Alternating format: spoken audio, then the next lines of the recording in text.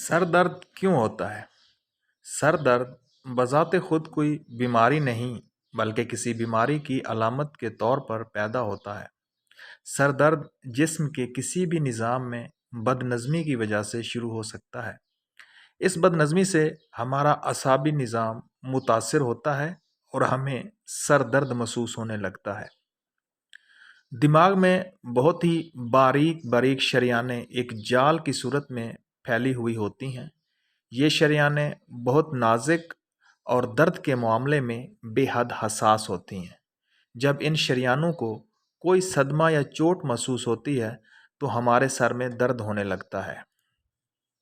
दांत, कान या जिस्म के दूसरे हिस्सों से उठने वाला दर्द भी दिमाग तक पहुंचकर सर दर्द की शक्ल अख्तियार कर सकता है।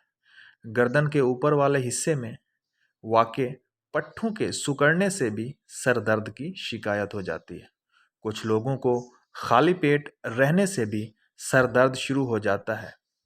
बाज़ लोग अगर मामूल के बरअक्स सुबह उठकर चाय या कॉफ़ी न पिएं तो सर दर्द का शिकार हो जाते हैं। इन दोनों सूरतों में दिमाग की शरियानें फैल जाती हैं और दर्द का एहसास तारी हो जाता है।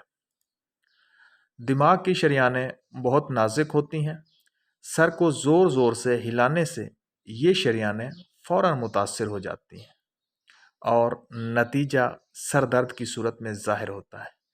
शदीद ज़हनी दबाव में रहने वाले अशख़ास अक्सर सर दर्द की शिकायत करते हैं। ज़हनी दबाव की सूरत में सर के निचले हिस्से के असाब सिकुड़ जाते हैं, जिसकी वजह से सर में दर्द महसूस होने लगता है। दोस्तों, अगर वीडियो अच्छी लगी हो तो लाइक कर दें, दोस्तों के साथ शेयर कर दें और अगर मेरे चैनल पर नए हैं तो प्लीज़ चैनल को सब्सक्राइब कर दें ताकि आपको इस तरह की मज़ीद वीडियोज़ का नोटिफिकेशन बर वक्त मिलता रहे और आप उससे मुस्तफ़ीद होते रहें। Thanks for watching.